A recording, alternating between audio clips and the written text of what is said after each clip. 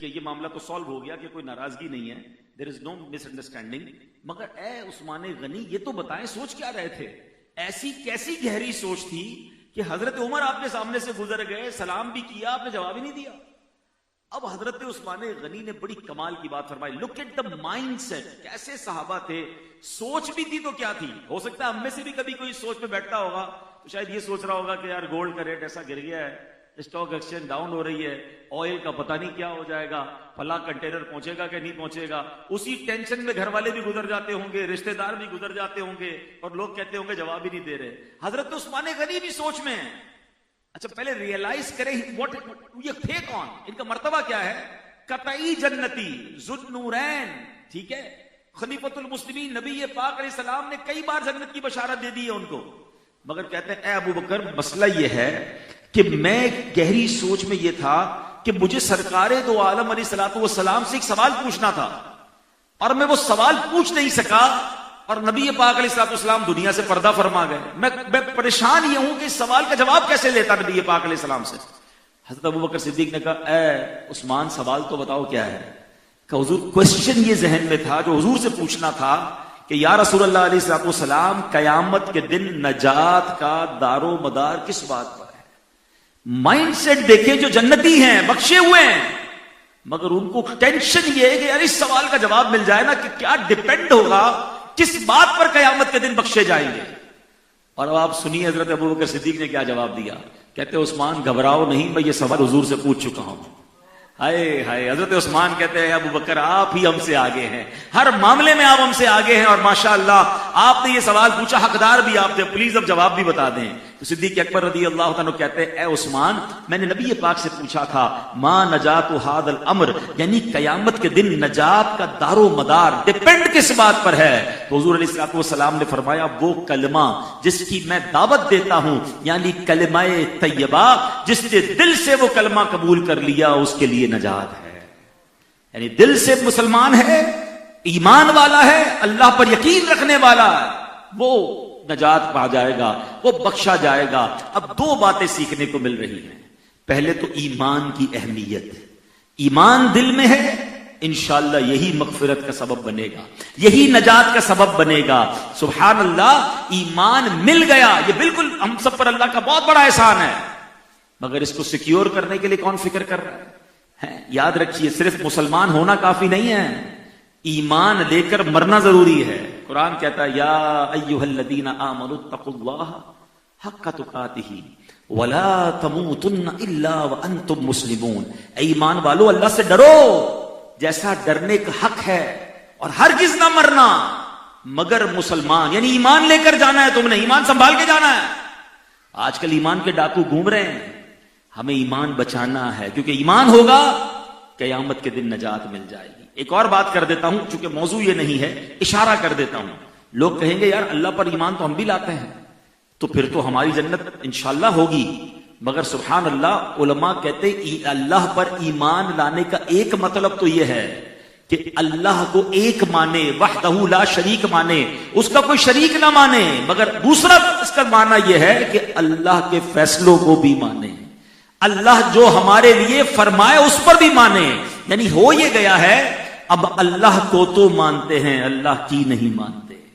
اصل ایمان والا وہ ہے جو رب کو بھی مانے, رب کی بھی مانے, اللہ کے فیصلے بھی مانے. ہم تو اللہ سے ناراض ہو جاتے ہیں, اللہ نے یہ دیا ہی نہیں, اللہ نے یہ لے کیوں لیا, اللہ نے اس کو دیا مجھے کیوں نہیں دیا. ہمارے تو آبجیکشن ہی ختم نہیں. یہ کون سا ایمان ہے؟ ایمان یہ ہے کہ رب میرے بارے میں جو فیصلہ فرمائے وہ میرا خالق, وہ میرا مالک, اس کا ہر ڈیسیشن مجھے قبول, آزمائش بھی قبول, خوشی بھی قبول, غم بھی قبول اور دکھ بھی قبول. یہ ہے ایمان کہ فیصلہ کرنے والا وہ ہے, میں بندہ ہوں, وہ مالک ہے. لیکن جو میرا اصل ٹاپک ہے کہ حضرت عثمان غنی رضی اللہ عنہ کا مائنڈ سیٹ دیکھیں, فکر بھی ہے تو آخرت کی ہے. کیا ہم میں سے کسی کو یہ فکر ستاتی ہے؟ کبھی اکیلے میں یہ خوف آتا ہے کہ قبر میں کیا ہوگا, محشر کے دن کیا ہوگا؟ ہمیں غور کرنا چاہیے, ہماری پریورٹی کیا ہونی چاہیے. اور تیسری بات جو میں نے شروع میں کہی تھی کہ خاندان کے لحاظ سے جو میں نے ٹاپک چوز کیا ہے, غلط فہمی. تھوڑی تھوڑی بات پر غلط فہمی کا ہم شکار ہو جاتے ہیں. یار یہ میں دعوت میں گیا تھا, مسکرایا نہیں میرے سامنے, سب کو کھانے کا پوچھا، مجھ سے پوچھا نہیں، اپنے بچے کی شادی کی، مجھے دعوت نہیں دی، اچھا دعوت دی تو پوری فیملی میں ایک بندے کو دعوت دی، میں نے دیکھا گیٹ پر کھڑے ہو کر سب سے ہاتھ ملایا، مجھ سے ہاتھ نہیں ملایا، ولا حول ولا قوت الا باللہ۔ چھوٹی چھوٹی بات پر دل میں بات ہم رکھ لیتے ہیں، غلط فہمی پیدا کرتے ہیں۔ نہیں میرے پیارے اسلامی بھائیوں، پازیٹو رہیے، لوگوں کے بارے میں نیگیٹو اپروچ نہ کیجیے، کیا معلوم اس کے ساتھ کیا معاملہ چل رہا ہے، آپ سے کوئی مسکرا کر نہیں ملا، ہو سکتا خود کسی دکھ میں ہو، وہ خود کسی پریشانی میں ہے، مگر آپ نے اسے مغرور بھی مان لیا، آپ نے اسے تکبر کرنے والا بھی مان لیا، آپ نے اس کو پیسے والوں کے ساتھ اچھا برتاؤ کرنے والا بھی مان لیا۔ میں اپنی خود مثال دیتا ہوں، لوگ کتنا نیگیٹو سوچتے ہیں۔ 3-4 دن پہلے مجھے 4-5 کالز آئیں، اب میں کسی کام میں بزی تھا، ہر کال تو آپ بھی نہیں اٹھاتے ہوں گے، ہم تو زیادہ نہیں اٹھا سکتے ہر وقت، میں اس وقت آپ سے بیان کر رہا ہوں، نہ جانے فون پہ کتنی کالیں آ رہی ہوں گی۔ تھوڑی دیر بعد اس بندے کا میسج آیا، ہاں بھائی آپ غریبوں کا فون کہاں اٹھائیں گے، ہیں؟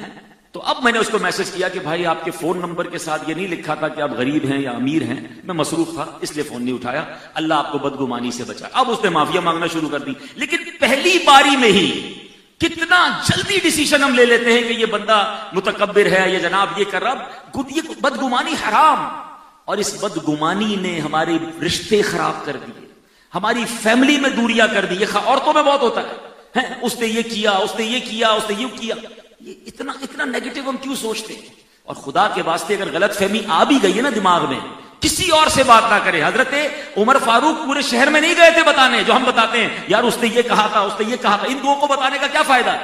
حضرت عمر سیدھا سیدنا ابوبکر صدیق کے پاس گئے، صدیق اکبر نے کچھ اور نہیں کیا، ڈائریکٹ ان کو لے کر ان کے پاس گئے، 1 to 1 بات کی کہ آپ نے سلام کا جواب کیوں نہیں دیا؟ انہوں نے کہا حضرت مجھے تو پتہ ہی نہیں آپ یہاں سے گزر کے گئے ہیں، معاملہ کلیئر ہو گیا۔ ہم کلیئر ہی نہیں کرتے، ہم اس کو بڑھنے دیتے ہیں، ہم آگے بڑھاتے ہیں، اور اتنی دل میں بدگمانی ہو جاتی ہے کہ پھر جناب رشتے ٹوٹ جاتے ہیں، فیملی میں دوستیاں ختم ہو جاتی ہیں، پارٹنرشپ ختم ہو جاتی ہے۔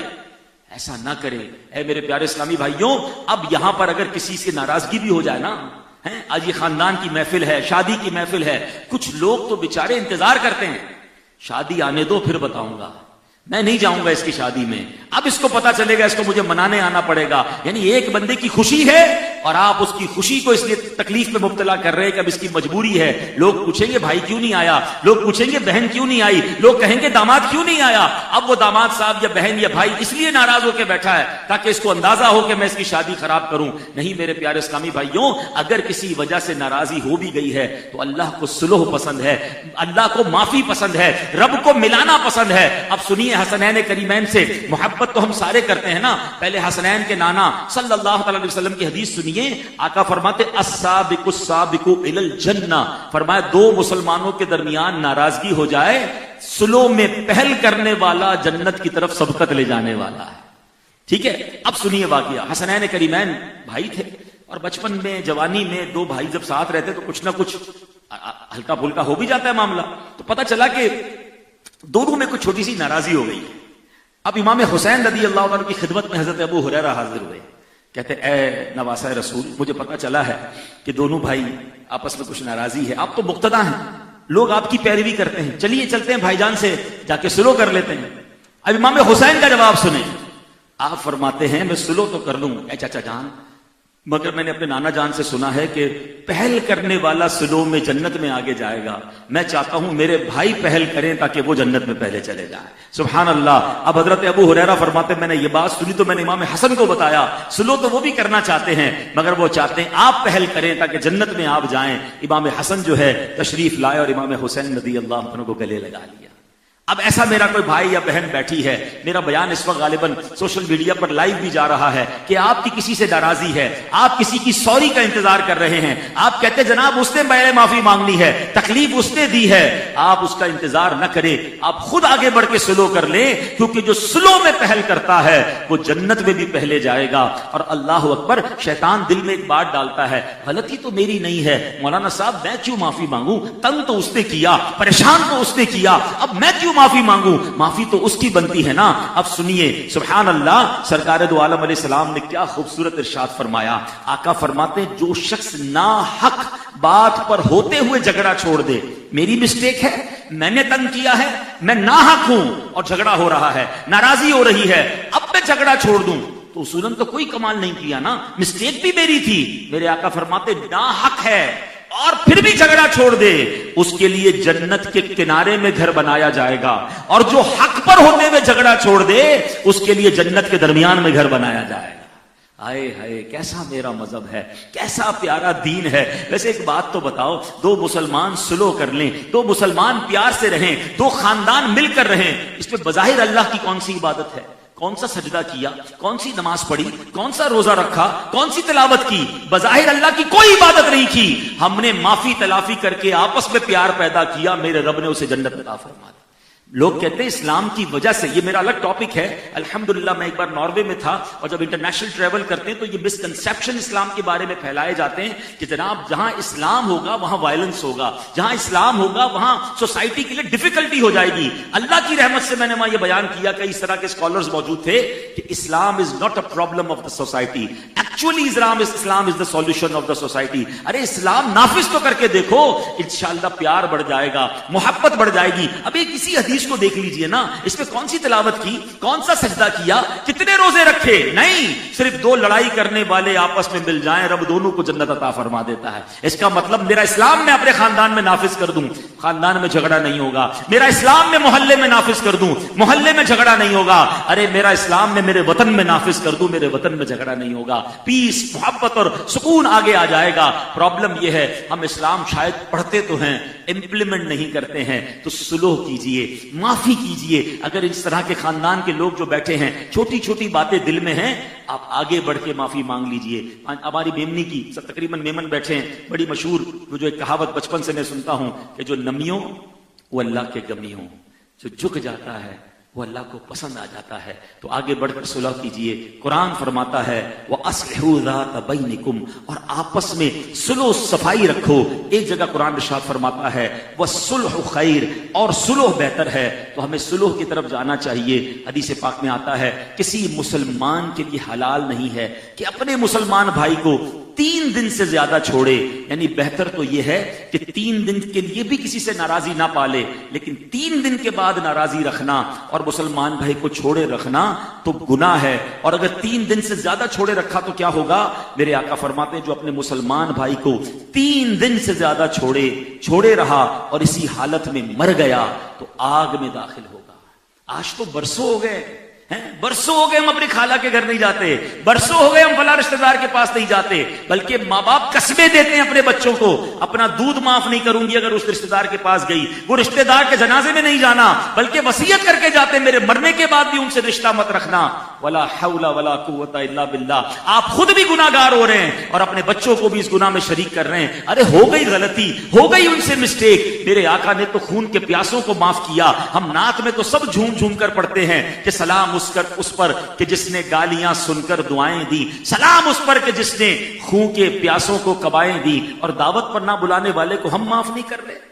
رشتہ کہ بھائی اگر آپ کے خاندان میں کسی کے ساتھ رشتہ ہوا، زندگی کا معاملہ ہے، نہیں چل سکے دونوں کے درمیان، ہو گئی طلاق یا منگنی ٹوٹ گئی، تو کیا ساری زندگی اس خاندان سے رشتہ ختم کر دیں گے؟ ایسا نہ کریں۔ ہم مسلمان ہیں، ہمارا دل بڑا ہونا چاہیے اور محبتوں کے ساتھ رہیں۔ ہاں اب ایک آخری بات، اس موضوع پر بات تو بہت ہو سکتی ہے، مگر بعض اوقات کسی کے ذہن میں آتا ہے کہ ہم تو معافی مانگتے ہیں، ہم تو صلح سلام کرتے ہیں، وہ جواب ہی نہیں دیتے، تو پھر ہم بھی گناہگار ہوں گے۔ تو نبی پاک فرماتے ہیں اگر 3 دن گزر جائیں تو اس کو چاہیے کہ اپنے بھائی سے مل کر سلام کرے، اور اگر وہ سلام کا جواب دے دے تو صلح کے ثواب میں دونوں شریک ہیں، اور اگر وہ سلام کا جواب نہ دے تو جواب نہ دینے والا گناہگار ہوگا، اور سلام کرنے والا جو ہے وہ ترک تعلقات کے گناہ سے بری ہو جائے گا۔ یعنی آپ نے بات کر لی، آپ نے معافی مانگ لی، آپ نے صلح کا پیغام بھجوا دیا اور وہ نہیں مان رہے، آپ فری ہو گئے، مگر آپ تو دل میں نہ رکھیں نا کہ نہیں، بلکہ ایسے بھی ہوتے ہیں لوگ بار بار معافی مانگنے آتے ہیں، یہ معاف نہیں کرتے۔ ایک بات یاد رکھیے گا، ایک حدیث ایسی ہے یہاں جا کر لگتی ہے، حدیث کا خلاصہ ہے جو معاف نہیں کرتا اسے معاف نہیں کیا جائے گا، جو رحم نہیں کرتا اس پر رحم نہیں کیا جائے گا۔ آج ہم اپنے ملازم کو معاف نہیں کرتے، آج ہم اپنی بیوی کو معاف نہیں کرتے، آج ہم اپنے کسی پڑوسی یا کسی غریب رشتہ دار سے غلطی ہو جائے تو معاف نہیں کرتے۔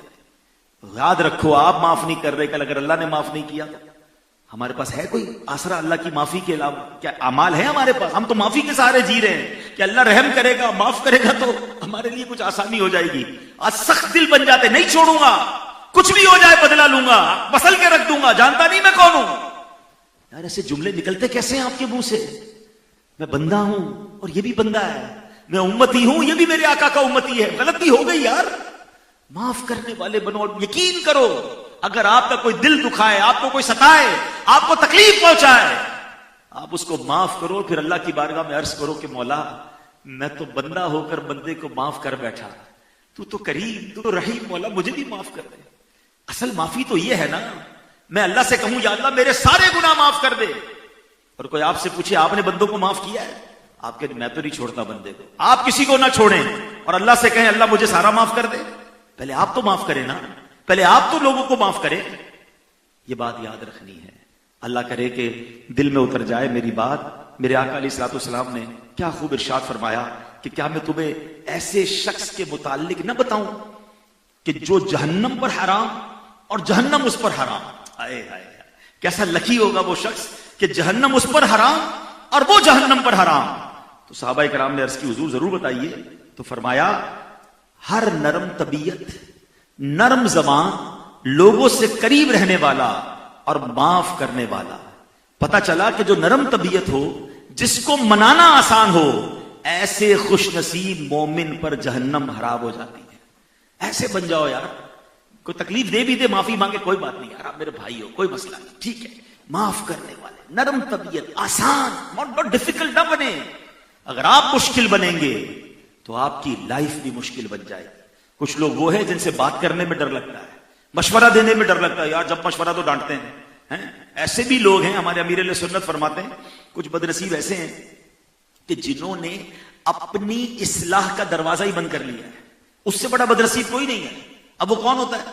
کیونکہ ان کو کوئی سمجھاتا ہی نہیں ہے. کوئی کہنے ان کو سمجھاؤ, بھائی نہیں بھائی اس کو کیا سمجھائیں, جب سمجھائیں لڑنے آتا ہے, کاٹنے آتا ہے, چھوڑو بھائی اس کو. اب جس کو سمجھانا ہی مشکل ہو گیا, اب وہ غلطی کرتا جائے گا اور nobody there to guide him, کوئی بتائے گا نہیں اس کو. ہونا یہ چاہیے کہ مجھے کوئی سمجھائے, میں شکریہ ادا کروں, آپ کی بڑی مہربانی, ہاں میں انشاءاللہ آئندہ بہتر کروں گا, غلطی ہو گئی مجھ سے, بیان میں ہو گیا مجھ سے کوئی, میں انشاءاللہ بڑا بہت شکریہ. اس کو ویلکم کرے جو آپ کو سمجھا رہا ہے, تاکہ وہ دوبارہ سمجھائے آپ کو. آپ سمجھانے والے سے لڑیں گے تو دنیا میں کوئی آپ کو سمجھانے والا نہیں ہوگا. خوش نصیب وہ ہے جس کو سمجھانے والے ہیں, خوش نصیب وہ ہے جس کو گائیڈ کرنے والے ہیں. اور خاص طور پہ آخری بات کر لوں, یہ جو گھر کے بڑے ہوتے ہیں, لیڈر ہوتے ہیں, بزرگ ہوتے ہیں, بعض اوقات اس ایج پر, اس مقام پر, اس مرتبے پر پہنچ جاتے ہیں کہ کوئی ہمیں نہیں سمجھا رہا ہو تو ہم ہی سب کو سمجھا رہے ہوتے ہیں. یہ ڈینجرس موقع ہے کہ اب مجھے کوئی نہیں سمجھا سکتا, سب ڈر رہے ہیں, سب میرے جونیئر ہیں. نہیں, آپ کسی ایسے کو ڈھونڈیں کہ جو آپ کی اصلاح کرے, آپ کو سمجھائے کہ یہ آپ کی غلطی ہے. ورنہ جس کو سمجھانے والا کوئی نہیں نا, اس کے لیے زندگی بڑی مشکل ہو جاتی ہے. اللہ مجھے بھی آپ کو بھی نرم کر دے, سلو کرنے والا کر دے, معاف کرنے والا کر دے. خاندانوں میں, رشتہ داروں میں, دوستوں میں دشمنیاں نہ رکھیں, معاف کریں اور پہل کر لے. آج حسنین کریمین کی ادا سن لی ہے کہ جو سلو میں پہل کرے گا, معافی میں پہل کرے گا, وہ جنت میں بھی پہلے چلا جائے گا. اگر ایسا کوئی ہے فون کر کے سلام دعا کر لیں, گھر پہ چلے جائیں, تحفہ بھیج دیں تاکہ یہ دنیا ختم ہو جائے. اللہ کریم ہم سب کو دل ملانے والا بنائے, توڑنے والا نہیں, جوڑنے والا بنائے. ایسی پیاری باتیں دعوت اسلامی کے ماحول میں سکھائی جاتی ہیں. آپ بھی اجتماع میں آیا کریں. ماشاءاللہ فیضان جیلان مسجد تو بالکل سامنے ہے, اور ہر جمعرات اسی مسجد میں دعوت اسلامی کا اجتماع بھی ہوتا ہے. مزید بھی کراچی میں مختلف علاقوں میں ہوتا ہے, تشریف لایا کریں, مدنی چینل دیکھیں. انشاءاللہ ایسے بیانات سنتے رہیں گے تو ہماری اصلاح ہوتی رہے گی. اللہ کریم عمل کرنے کی توفیق عطا فرمائے. آخر میں حمزہ بھائی کو شادی کی مبارکباد پیش کرتا ہوں. اللہ اس خاندان کو بھی خوشیاں نصیب فرمائے اور دونوں خاندانوں میں محبت, پیار اور الفت نصیب فرمائے.